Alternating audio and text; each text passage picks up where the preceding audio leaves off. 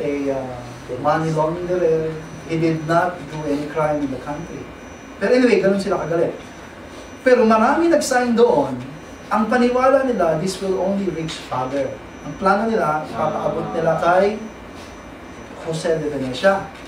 Para Jose de Venecia will deliver it to Father. Pero somehow, siguro, naglaro si Satan sa kanila. Yung letter na pinirmahan ng mga VIP, thinking that this is only a letter of petition to Father, ginamit nila ngayon sa immigration. So, Dr. Chua submitted it to immigration. Hindi lang yun, finalo up pa ni Yusek Dominguez. Kasi nga, on the day mismo, December 11, may file yung letter.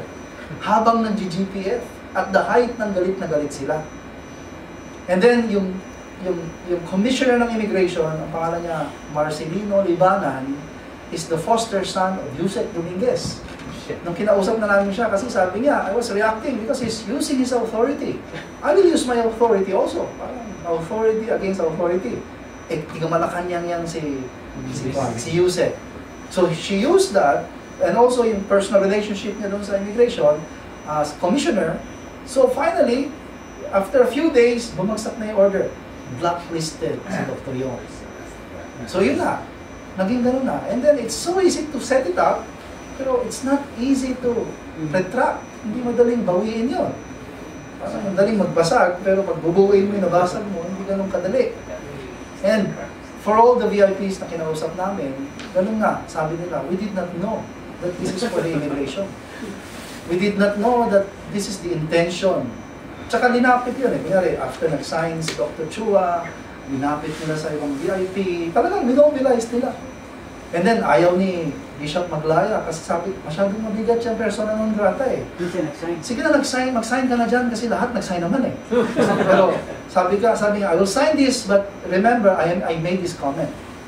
And then si General Bumanglag din, sabi niya, ayoko mag-sign dyan. And then sabi ni Dr. Salvador, pag mag-sign ako, magsasign ka? O sige. So nag-sign si Dr. Chua. Parang ganun ba? Hindi talaga one mind sila na pinag-usapan. It is a document na biglang na-affix yung mga signatures out of the multiplication of mga negative information at saka resentful feelings at the Manila Hotel during that time.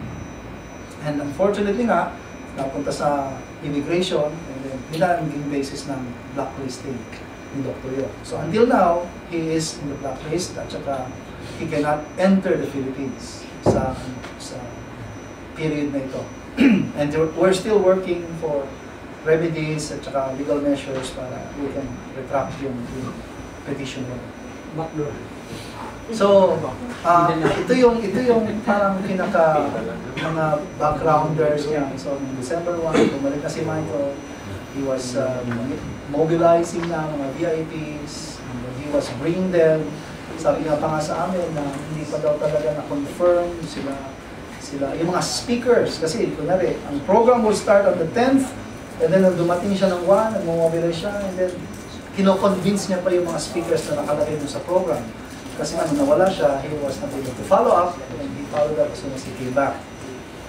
And then, in the meantime, andun kami sa Tanay.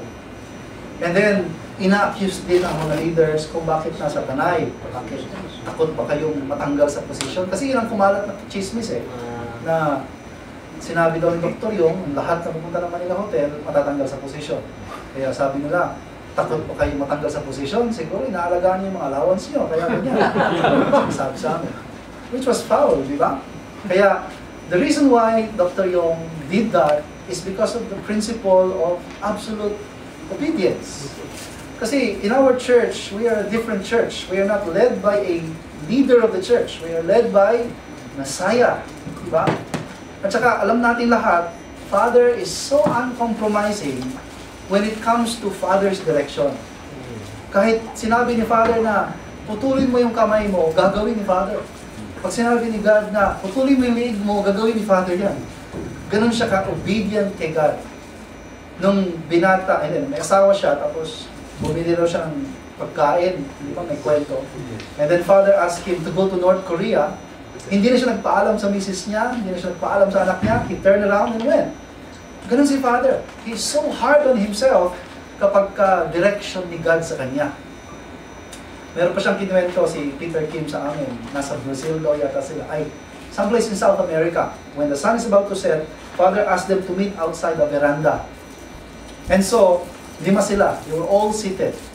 And then, nagsa-sunset. When Father started the meeting with prayer, then nakapikit silang lahat, bigla daw may kumakagat sa mukha nila. And then, dumilat daw siya ng mata, he saw millions of mosquitoes all over. Kinakagat silang lahat. And then, pak, pak, pak, pak, pak, pak. And then, habang nagpe-pray si Father, tinignan nila, more than 20 mosquitoes daw ang kumakagat sa mukha niya, ang tataba. Pero Father just kept on praying. And then, after Father's prayer, pagkadilat niya, namamagada yung mukha niya, and then tinanong siya, hindi mo ba naramdaman? Sabi niya, hindi ko naramdaman. I mean, pag nakikipag-usap si True Father kay God, ganun siya eh. Wala siyang pakialam. Basta, yun nga ang reason kung bakit meron tayong doctrine of absolute obedience.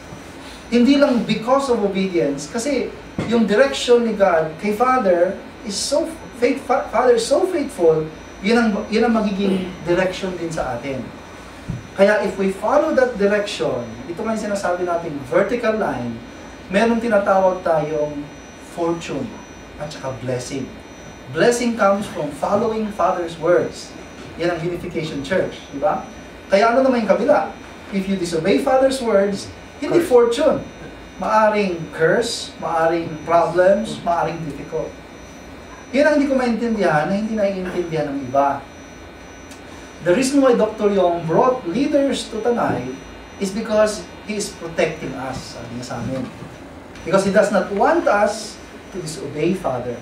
Because when we disobey Father, mawawala yung blanket of protection at saka yung fortune na yun.